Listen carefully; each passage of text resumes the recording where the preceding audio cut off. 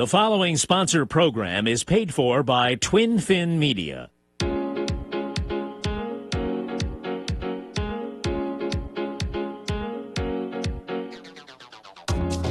Morning, Delmarva. Welcome to Coastal A&E.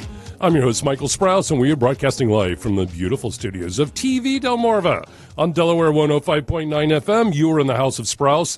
We're going to take a jump to the creative side of the surf. You can follow along on our Facebook pages right now at facebook.com/coastalae or facebook.com/TVDelmarva or even www.tvdelmarva.com. That's a lot of options out there, which I'm excited about. Hey, these studios are beautiful. And listen, all this is possible thanks to our amazing sponsors, the residences of Lighthouse Cove, Dewey Beach, Sprouse Thomas Real Estate Associates, and Peninsula Fine Art and Custom Framing in Lewes.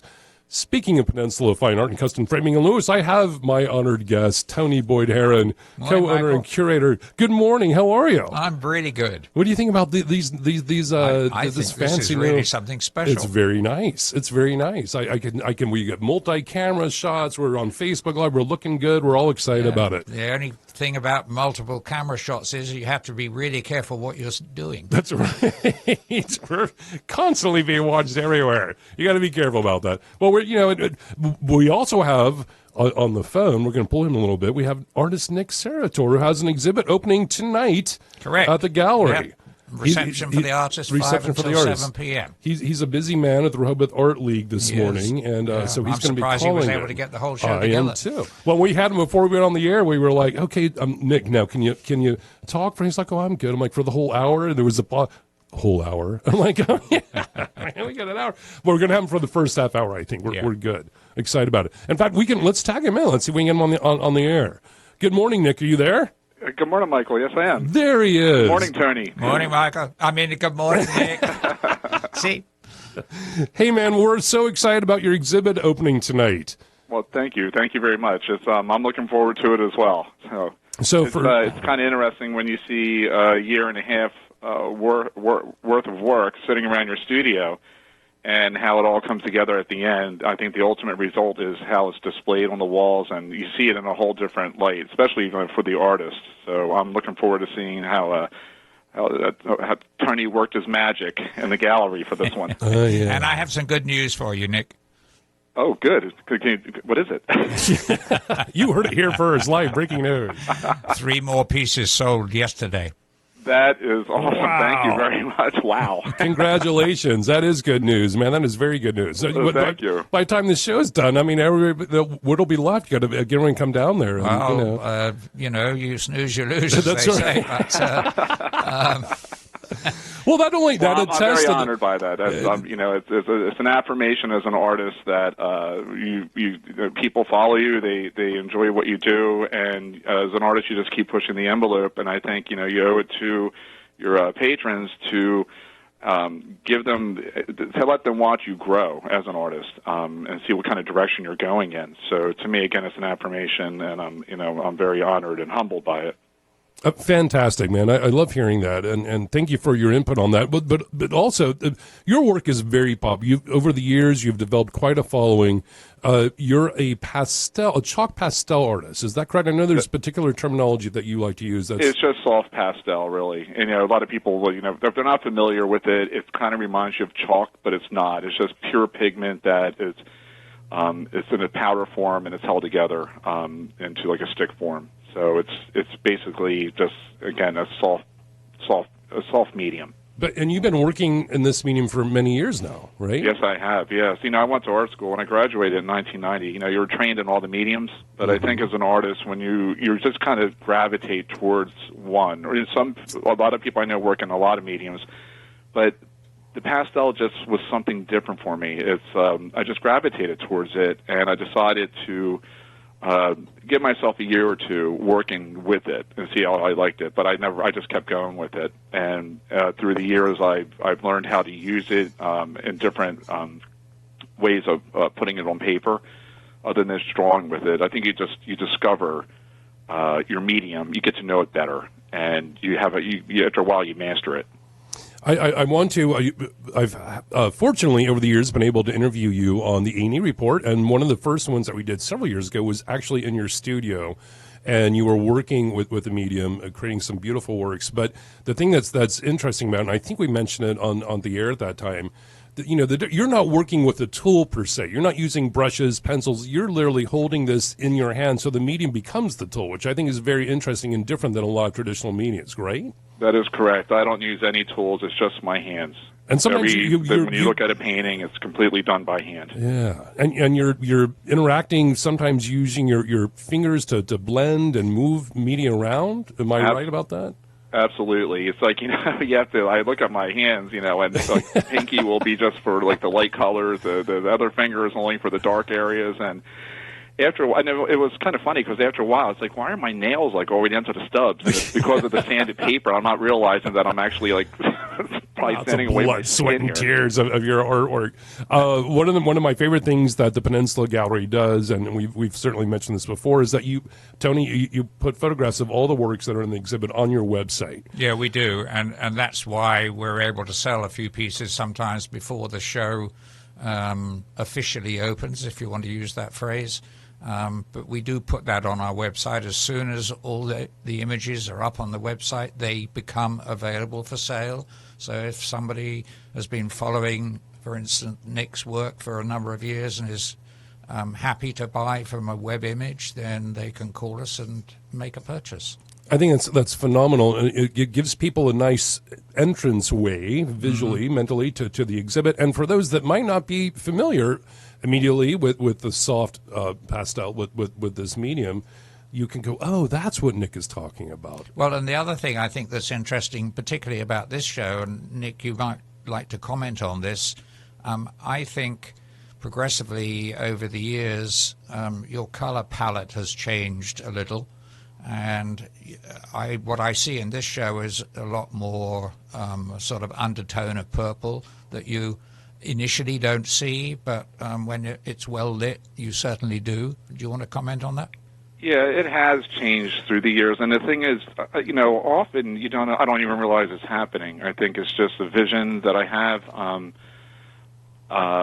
You feel comfortable using certain colors, and again, one of the challenges for this particular grouping of paintings was to incorporate some colors that you don't see. That the painting comes to life during certain times of the day, especially with ambient lighting at night, where like a fluorescent hue of blue or undertones of purples will shine through in shadowed areas.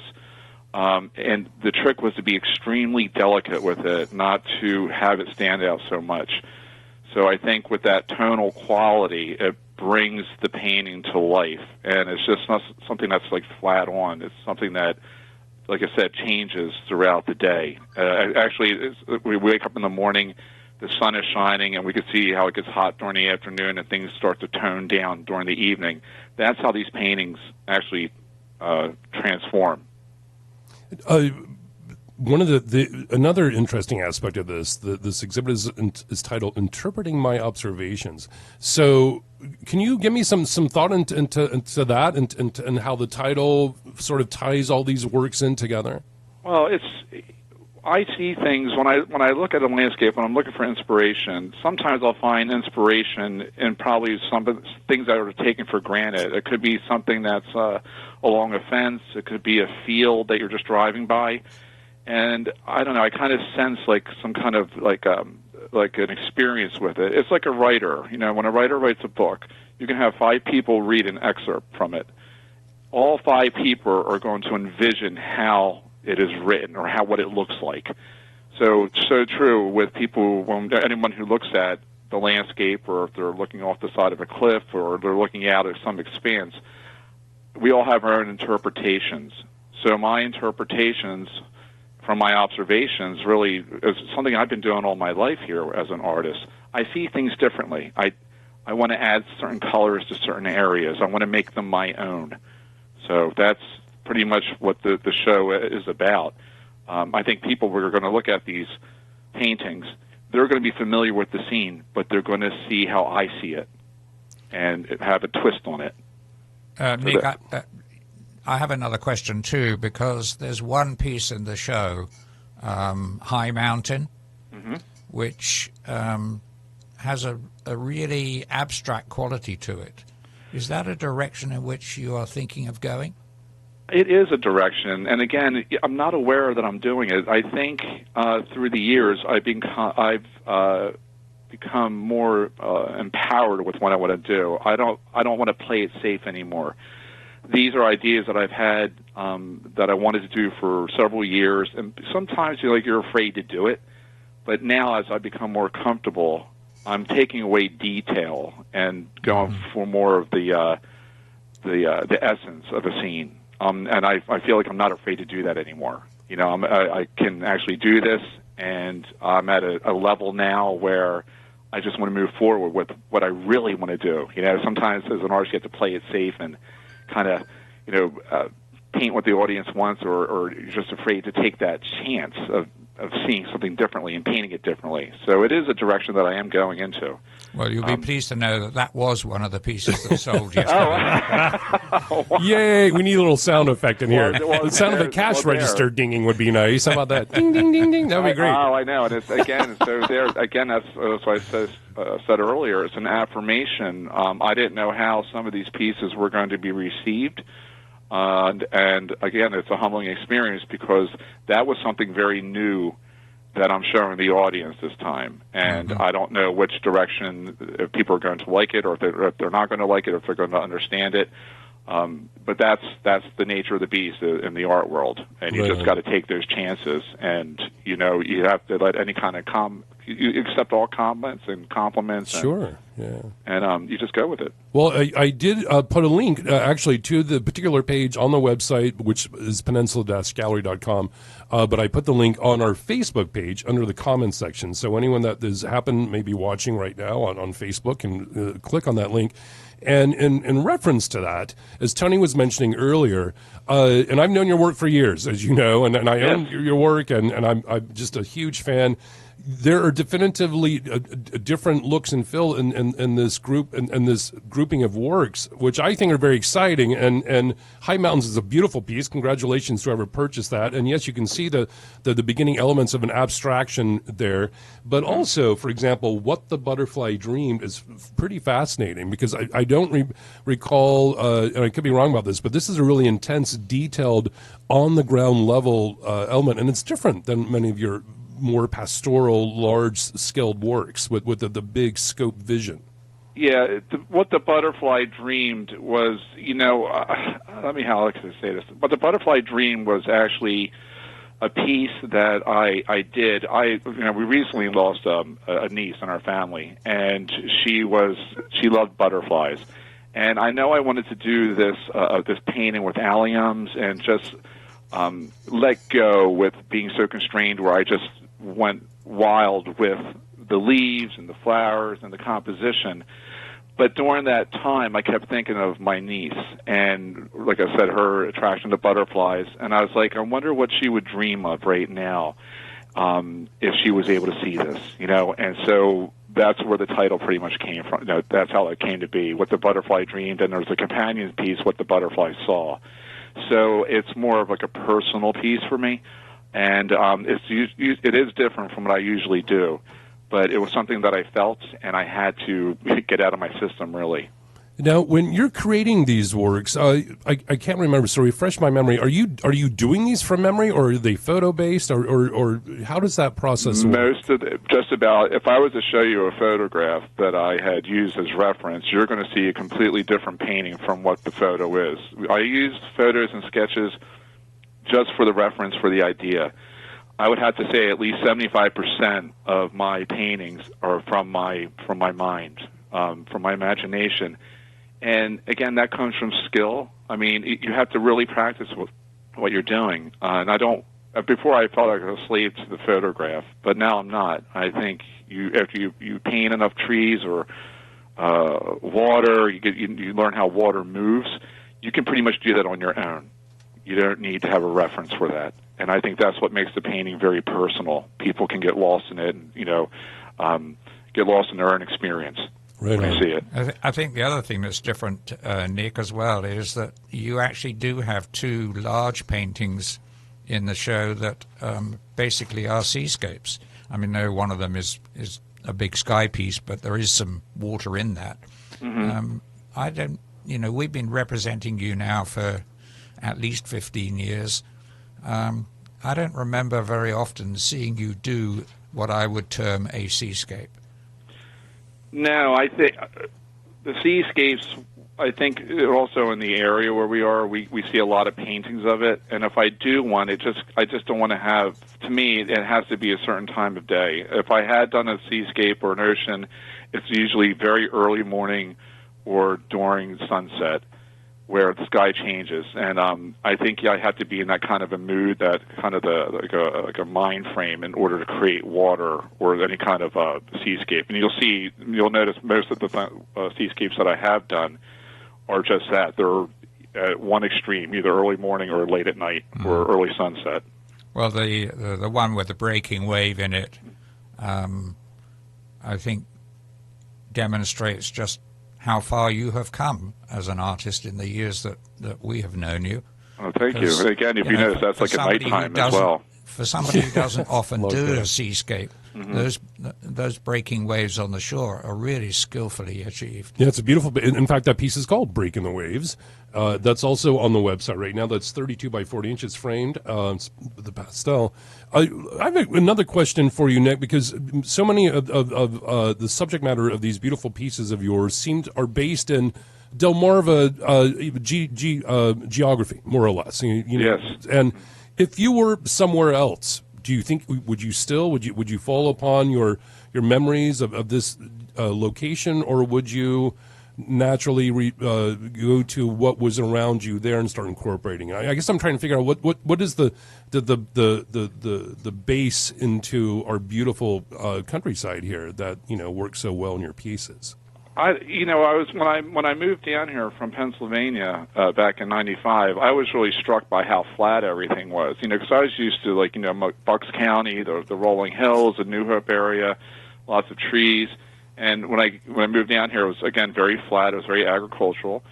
But then I was kind of blown away when I went on my first trip up the Broadkill. I felt like I was in a whole different territory. I felt like I was on vacation somewhere because it reminded me of like a mangrove swamp almost, and all these little tributaries and whatnot, and the water was very peaceful. And I guess I was influenced by my surroundings down here, and trying to make something that, like these marshes that are so flat, come to life. And again, I thought that these scenes were things that were taken for granted. I think that if I did go somewhere else, I would probably be influenced by my surroundings. So I used to vacation up in Michigan, I still do, the Upper Peninsula, and I'm very influenced by the Great Lakes and Little Lake Traverse, and I would come back to my studio and actually create paintings from where I was.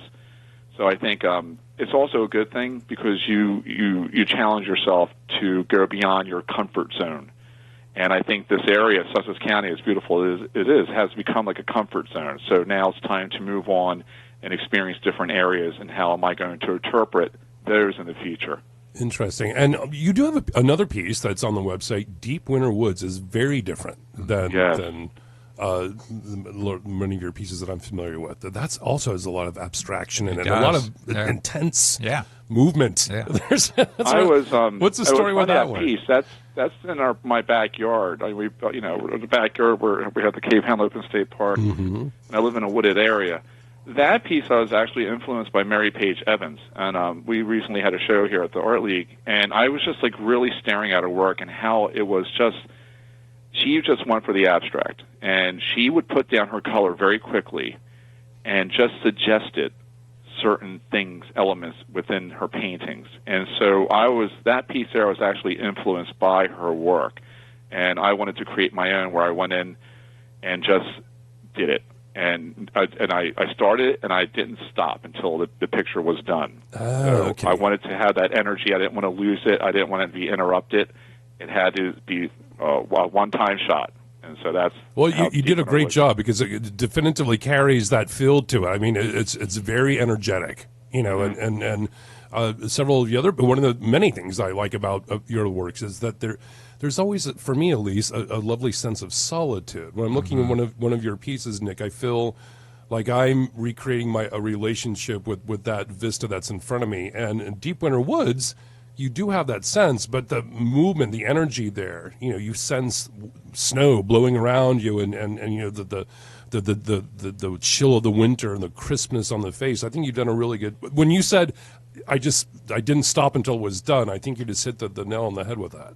Yeah, and I think that's important sometimes when you get into your zone with the painting, and that piece there is more of like a contemplative piece where you're by yourself in it, and again you become immersed in your own experience, and that's what I want the audience to take away with them when they're viewing these paintings. They're personal, not only for me but for the viewer who's just really staring into it. I think it takes them somewhere else.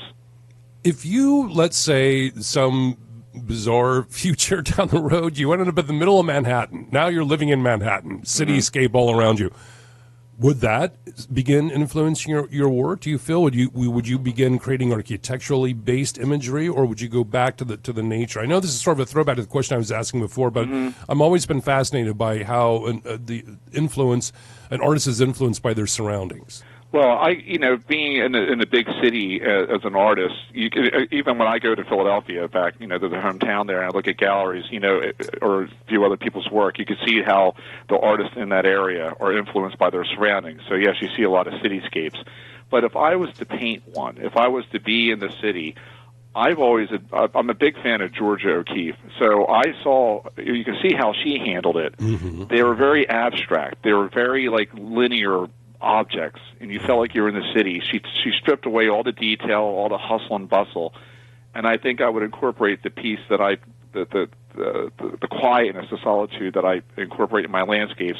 I would try to somehow incorporate that peacefulness into the city. That's a great call, too. So you're talking about she did some memorable watercolors in the early 1920s when she was living in Manhattan that are very dark with these wonderful little sort of rectangular pops of light that appear in the cityscape. Great, Pete. That's a great analogy. We've only got a couple of minutes left before we're going to our first break. We have 1 minute. Nick, I know you got to get back to. You're at the Rehoboth Art League. You are the gallery exhibition manager? Exhibition director. Director. And I know you're busy there. I want to give everyone a shout out. You can come meet Nick tonight at the opening. Tony and I are going to stay here for the next half hour and talk about things and talk about you, Nick, on the air. Hopefully good things. Good things. I'm sure, but I have more good news, Nick. That was my Tony interpretation. I can't have you on the radio without trying to do at least one interpretation. so more good news. I'm looking forward to seeing you tonight, my friend. It's going to be a great exhibit. I'm looking forward to seeing you too, Michael, and thank you very much for having me. And my also pleasure. Thank you, Tony, for everything that you do. You're welcome, Nick. Next time we'll get you in the studio. Absolutely. I would love to do it. All right, my friend. Thank you very much. Thank you. You have a nice day. You too. Bye, Nick. Nick Serratore. We're going to go to our break soon, Tony. But yeah, see, it's great to be able to get that fascinating bit of insight, which into an artist's mindset. Personally, having done a number of these shows with you, where I've brought the artist to the studio, I think that worked really well. I do too. Yeah. Oh, look, here comes that lovely music is our outro music for the end of the first half hour. But we're going to be back. We have a whole other half hour to talk about art and gallery and maybe some fun British things, right? That's good. You can talk about, what was it you were up at 6 a.m. watching this morning? The Rugby World Cup. The Rugby World Cup. Ba-dum-ba. See, those Brits, man, they love their rugby. They get early morning do it. Hey, don't go anywhere, folks. We'll be right back. I'm your host, Michael Sprouse. You're on Coastal A&E, Delaware 105.9 FM, and TVDelmarva. We'll be right back. Yeah, well, I don't know, man. Here we are. We're on TVDelmarva. We're on Delaware 105.9. That's pretty famous right now. Yeah, and they started a little younger than me, too. Well, that's true. Well, but things change. It's like 70s the new, 40-ish. Maybe. Yeah, right. Not too much, you say. So if you missed our first half, I have Tony Boyd-Heron here, co-owner, curator Lewes, in Lewes, Peninsula Gallery, downtown Lewes, and there's an exhibit opening tonight featuring the work of Nick Serratore, pastel artist, a phenomenal artist, a very good friend, and he was on for the first half hour. And now Tony and I are going to carry the second half hour, which I'm very excited about. If you go to our Facebook page, we have a variety of them right now. There's facebook.com/coastalae. You can watch and listen to our broadcast and certainly watch it. And also facebook.com/TVDelmarva. And I think we have a little video that Molly made of you hanging Nick's show, which you'll be able to see on our Facebook page, which is a lot of fun. There's a great view of the back of my head. That's right. There he goes. There he is. There he is right now. The Hanging Nick Serratore solo exhibition, which is very exciting. I'm just getting ready to label Nick Serratore's new show, which opens on Saturday with a reception for the artists from 5 until 7. Please come and join us. There it is. I don't know. I'm not seeing this on the feed, but I'm seeing it here on the big screen in front of me, which is okay. Great stuff. Beautiful, beautiful. There we are. Very nice, Tony. I always compliment you on hanging the show. Was it? Well, Molly, she's with it. And she's totally with it. That's young people for you. It's young people, right? No, and Molly's a great addition to Facebook, to the gallery. Instagram, the whole 9 yards. There we are. There it is now, right there. You can see it right now on Coastal, the Facebook page for this radio show. I'm very excited about the exhibit tonight.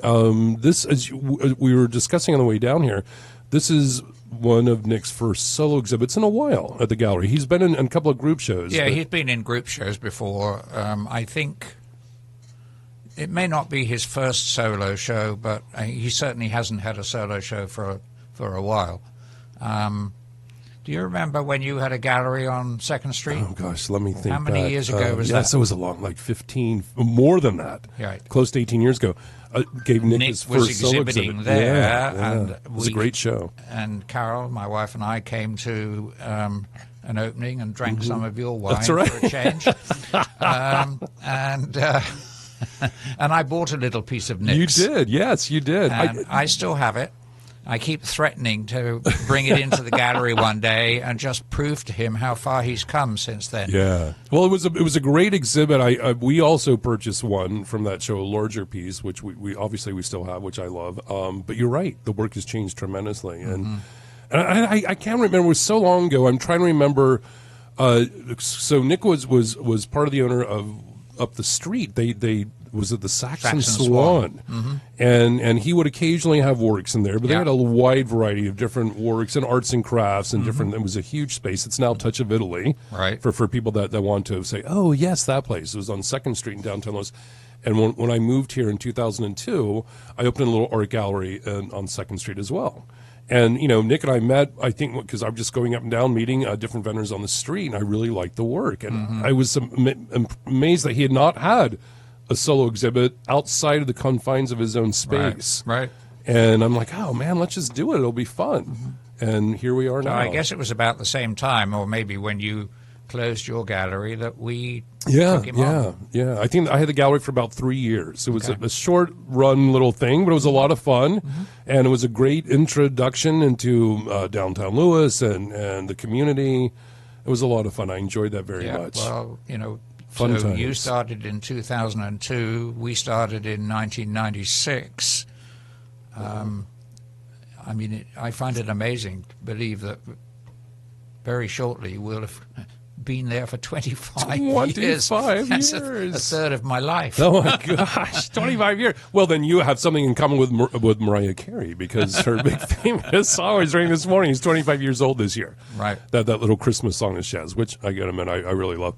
So in a quarter of a century now of hanging exhibits, what do you have a big takeaway that you can share with people? I know I ask you these things frequently, but always putting you on the spot. I need warning of things like that. after a quarter, We'll talk about that next time. Okay, because that's a big chunk, man. That's 25 years is a long time. Well, I mean, all I can tell you is that I am starting to think about what I'm going to do in our 25th year in terms of exhibitions. I see. So, and is there anything that you can share now, or is it still a creative process upstairs?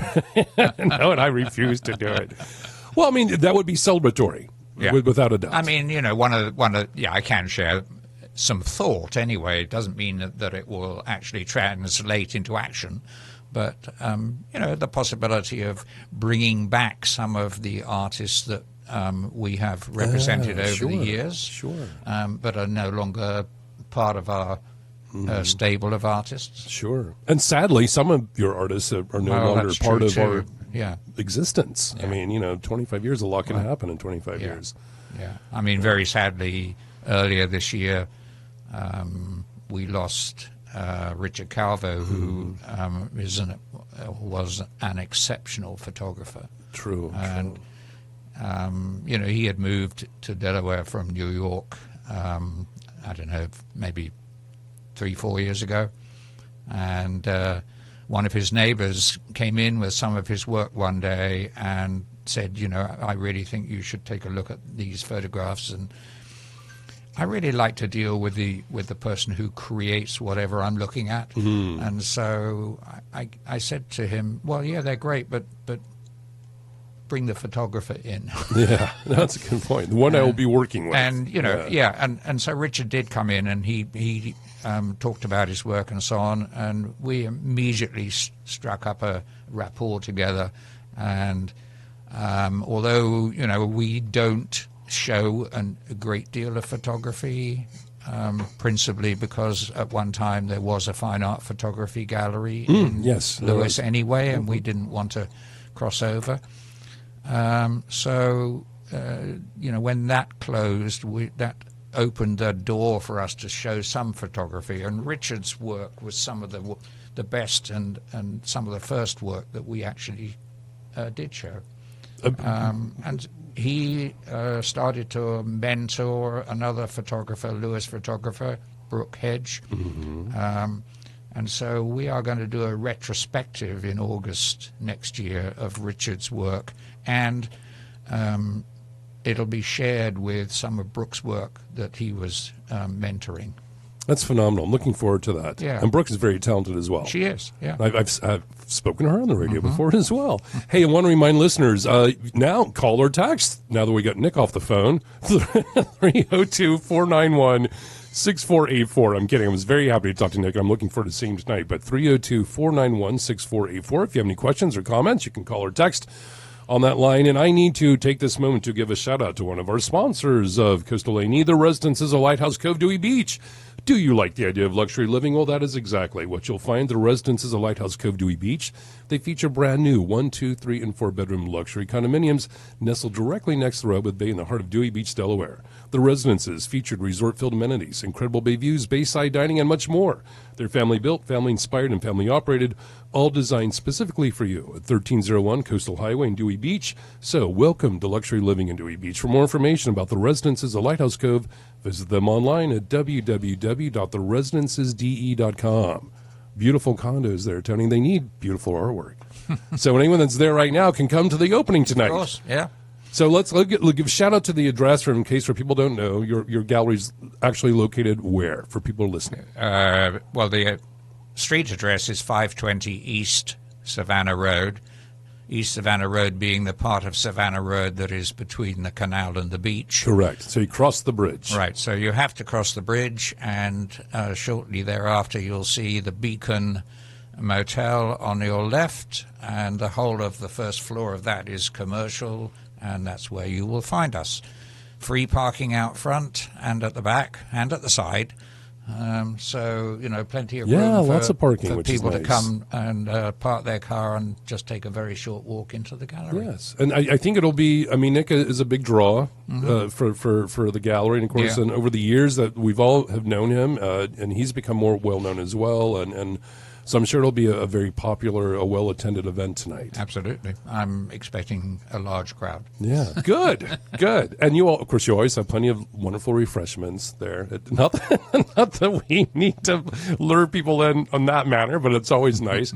It's going to be a lot of fun. I'm going to be there. Good. Maybe I'm going to try to get the old Facebook Live going there as well, so Great. people can sort of see what's then, going on. And those people who may have listened to Nick on the phone and actually don't know him will be able to see him. Correct, yeah, and take a look at his work, and of course he's always happy to discuss his work, which is one good thing about it. I've never had a problem coaxing him. Some artists, as you know, they just want to hide in the back and like, oh no, don't pay attention to me. But he's like, well, yeah, he'll have an honest, open discussion about his work, which is nice.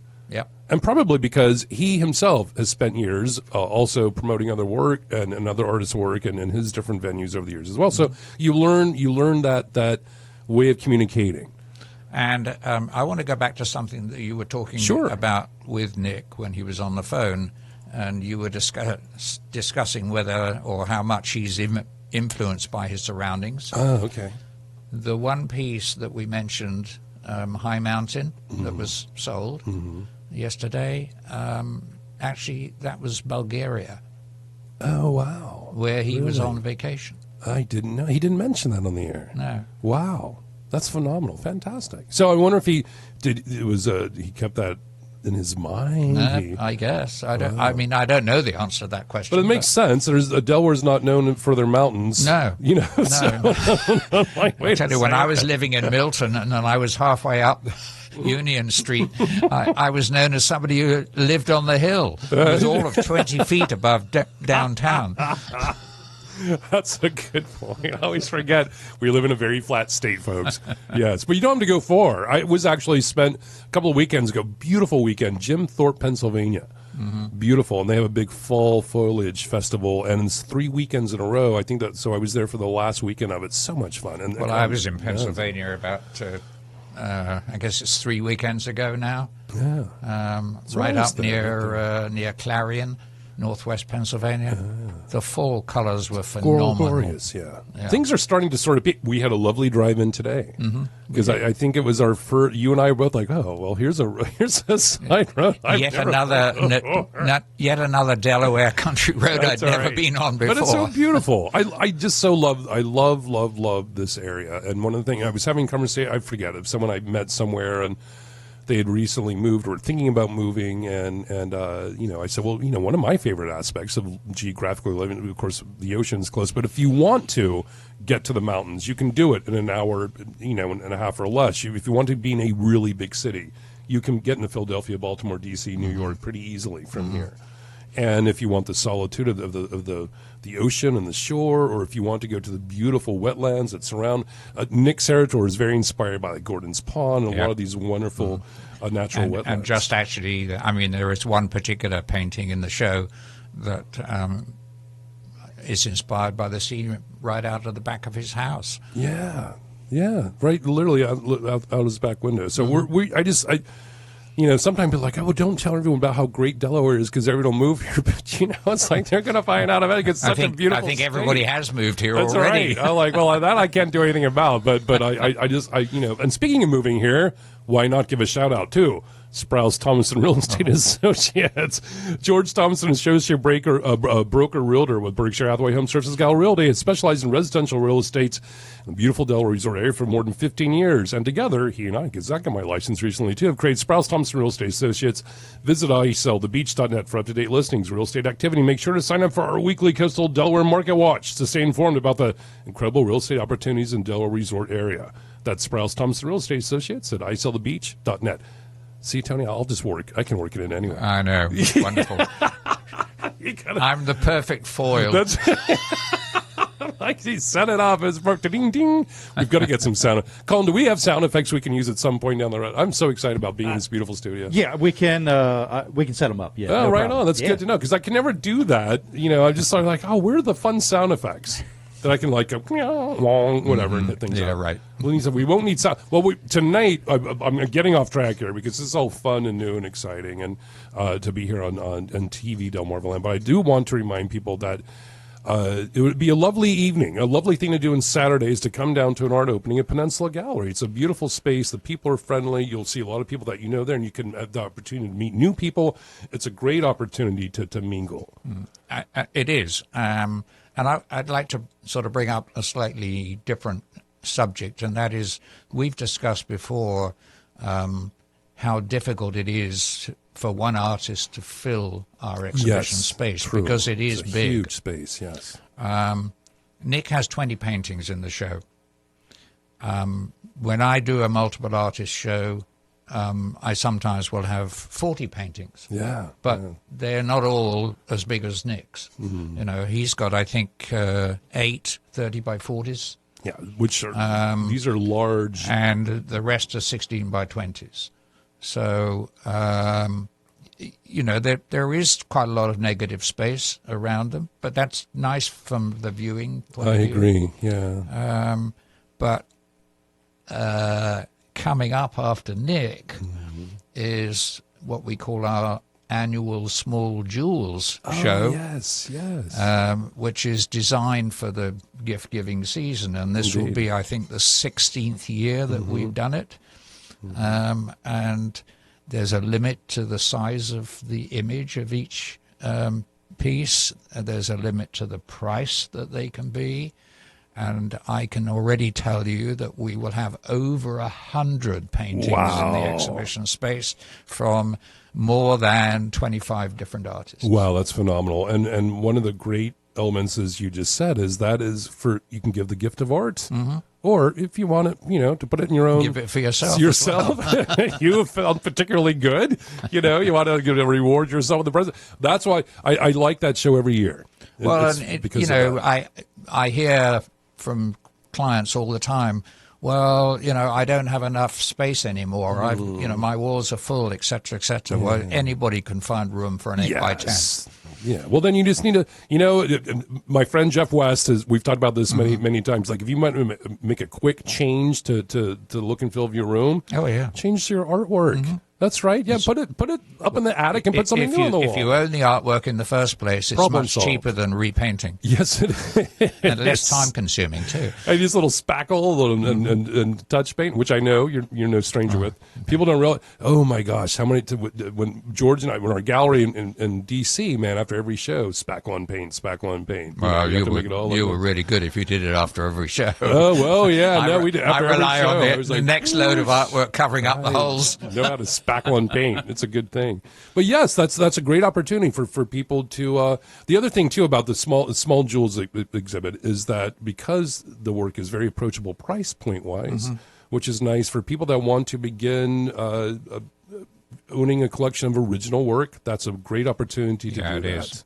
Yeah. And I think a lot of people sometimes forget about that, or they seem to think, oh, original artwork is for a different, level of people, income-wise, or something that I'm not. I'm like, no, that's not necessarily true by any means whatsoever. No, it's not. Although, I think every gallery now has to think hard about how to bring in the I don't know which generation you call it, but the younger generation anyway. Yeah. And generally they seem to be of a sort of throwaway society. So why would I want to buy a piece of original art when I can have a cheap reproduction, and when I'm tired of it, I can just throw it away and get another one. Yeah. I don't know how you. And we're struggling to. I think we're all struggling to find out how to deal with that. Yeah. And I don't know what the answer is right now, or if there is one. I mean, what we're trying to do simply is, because we're known and have been known and want to be known really as an originals gallery. Sure. We have very few in the way of reproductions, and we won't carry any reproduction by an artist unless we have their originals in the gallery as well. Sure, which makes sense. Yeah. But there are artists whose work is not that expensive. Sure, yeah. And we try to cover all price ranges. I just from my own experience, thinking back over the years of that, that issue, it does seem to me that eventually, someone will see an original work of art, even a much younger person that maybe doesn't have that experience yet, and all of a sudden something clicks. Like, I love this piece. I'm going to find a way to bring this into my living area so that I'm with it.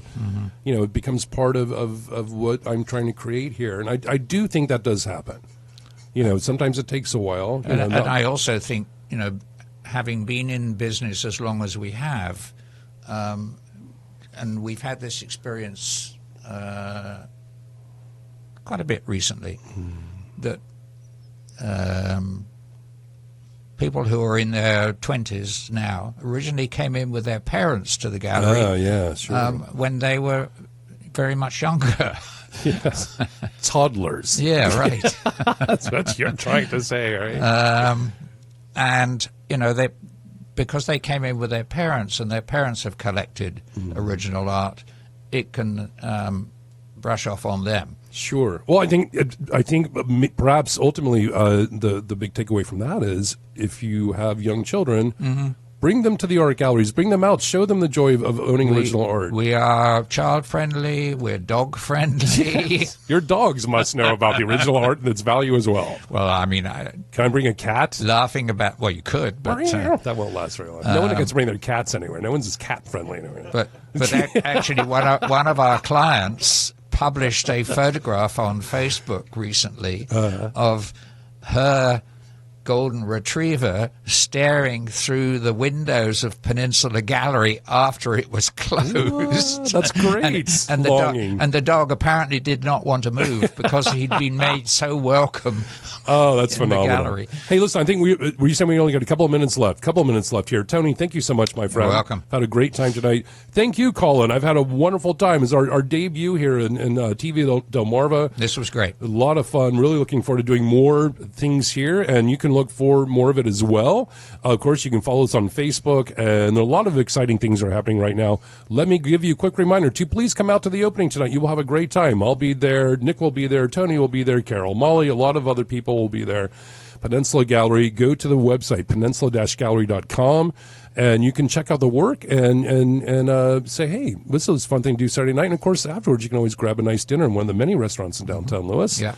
Which I'm a big fan of many of them. They're all right there. And I would also like to add, as far as the website is concerned, that every single piece of artwork that is in the gallery is on our website. That's right. And usually when a new piece comes in, that will be on the website within 3 or 4 days. Within seconds. Right? No, not quite. I'm pushing Molly's workload. I hope you guys have had a great time listening. I certainly had. I will be back. I don't know how we get probably just a few seconds left. That's what I'm thinking. Definitely come back. I'll be back here next week. So don't forget to turn your clocks back. What is it? Full back. Woof. It's Get confusing an extra hour's already. sleep tonight. Oh, hey, thank you very much. Do something creative, folks. I'm Michael Sprouse. I'll talk to you next Saturday here on 105.9 FM.